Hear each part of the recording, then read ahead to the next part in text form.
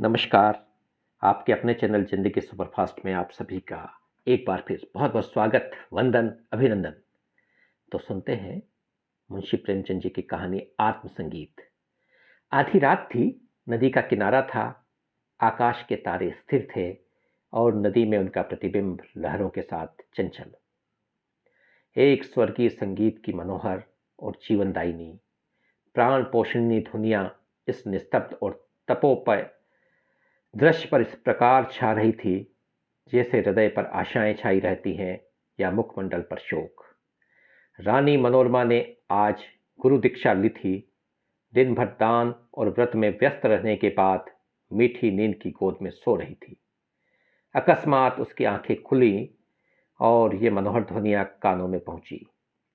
वह व्याकुल हो गई, जैसे दीपक को देखकर पतंग।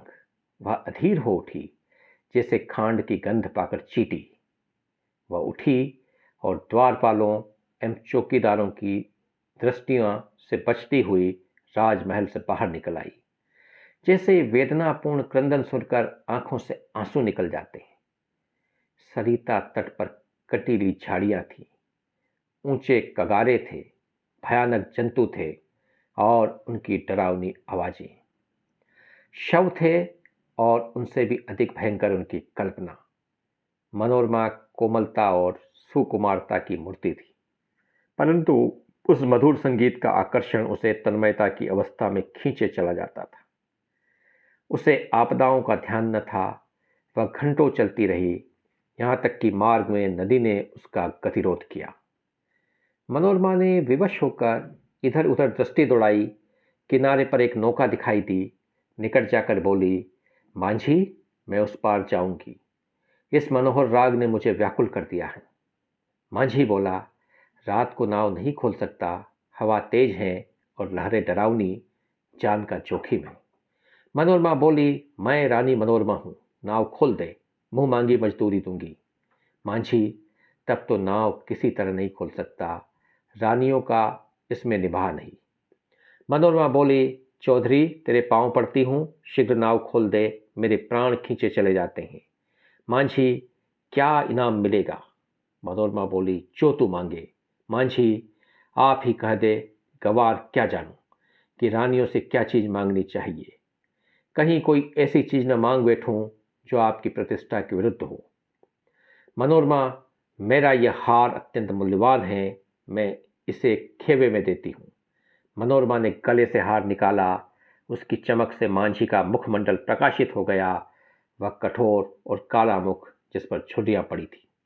अचानक मनोरमा को ऐसा प्रतीत हुआ मानो संगीत की ध्वनि और निकट हो गई हो। कदाचित कोई पूर्ण ज्ञानी पुरुष आत्मानंद के आवेश में उस सरिता तट पर बैठा हुआ उस निस्तब्ध निशा को संगीत पूर्ण कर रहा है।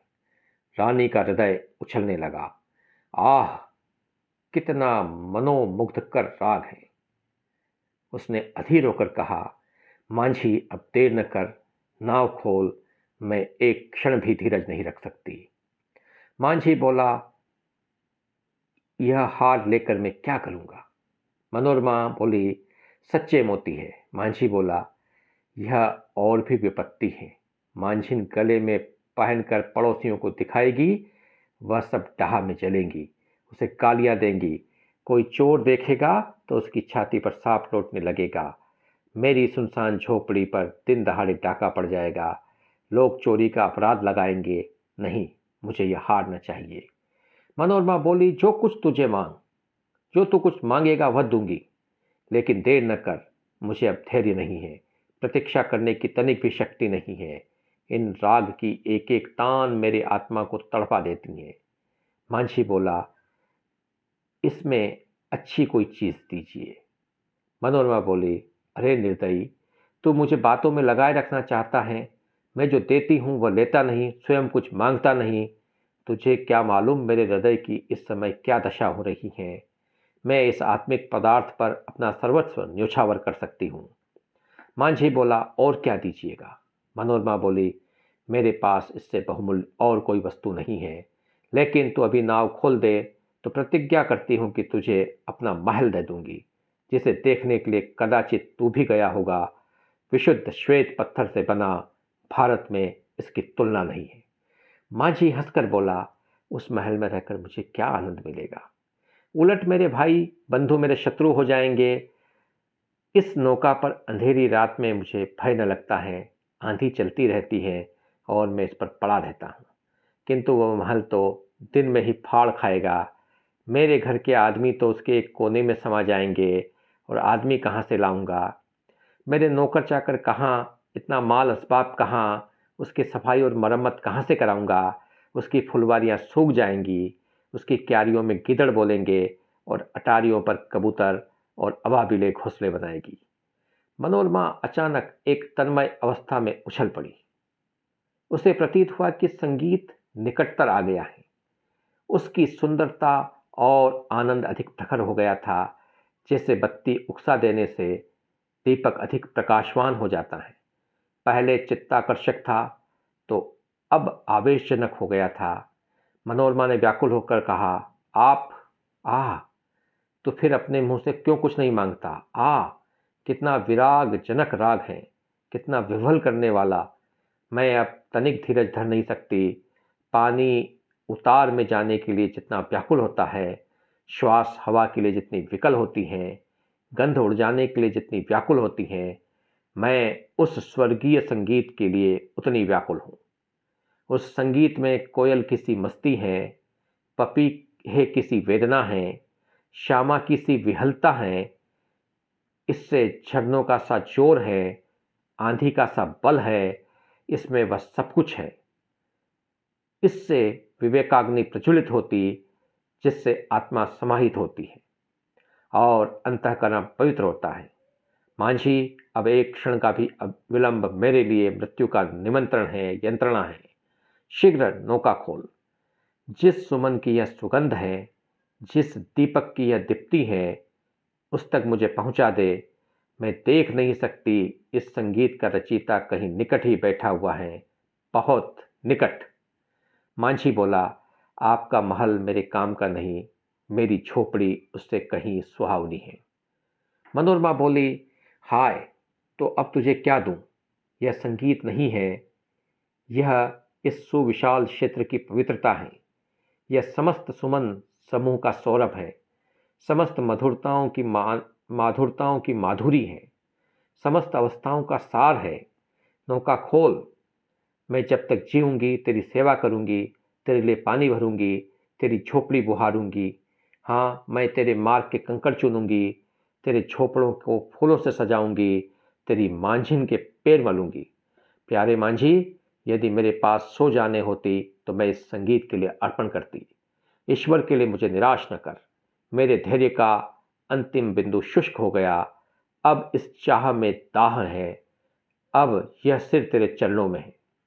यह कहते कहते मनोरमा एक विक्षिप्त की अवस्था में मांझी के निकट जाकर उसके पैरों पर गिर पड़ी। उसे ऐसा प्रतीत हुआ मानो वह संगीत आत्मा पर किसी प्रज्वलित प्रदीप की तरह ज्योति बरसाता हुआ मेरी ओर आ रहा है। उसे रोमांच हो आया, वह मस्त होकर झूमने लगी। ऐसा ज्ञात हुआ कि मैं हवा में उड़ी जाती हूँ। उसे अपने पार्श्व देश में तारे झिलमिलाते हुए दिखाई देते थे। उस पर एक आत्मविस्मृत का भावावेश छा गया, और अब वही मस्ताना संगीत, वही मनोहर राग उसके मुंह से निकलने लगा। वही अमृत की बूंदें उसके अधरों पर टपकने लगी। वह स्वयं इस संगीत का स्रोत थी। नदी के पास से आने वाली ध्वनियाँ, प्राण पोषिणी ध्वनियाँ उसके मुंह से निकल रही थी। मनोरमा का मुखमंडल चंद्रमा की तरह प्रकाशमान हो गया था और आँखों से प्रेम की किरणें निकल रही थी। तो हमने अभी मुंशी प्रेमचंद जी की कहानी आत्मसंगीत को सुना, और निश्चित रूप से यह जीवन के जो कुछ अंतिम सत्य होते हैं, अल्टीमेट ट्रूथ, जहाँ सत्य की पराकाष्ठा होती है, इसे धर्म के शब्दों में कुछ कहते हैं, अध्यात्म के शब्दों में और कुछ कहते हैं, किंतु जीवन में इसे महसूस किया जा सकता है शब्दों में परिभाषित करना शायद उतना आसान नहीं होता, तो आपने एक बहुत ख़ास किस्म की कहानी सुनी, और ऐसी कहानियाँ ना लिखी जाती है ना सुनी जाती है, और मेरे ख़्याल से ये अपने आप में एक भिन्न और एक विशेष और एक विशिष्ट कहानी है। तो इस कहानी को सुनने के दौरान लगभग 10 मिनट आप साथ रहे और आपने इतनी अ, एक उत्कृष्ट रचना को सुना, इसके लिए मैं आपका बहुत-बहुत धन्यवाद ज्ञापित करता हूँ। एक बार फिर से आपका बहुत-बहुत धन्यवाद, बहुत-बहुत शुक्रिया। प्रणाम।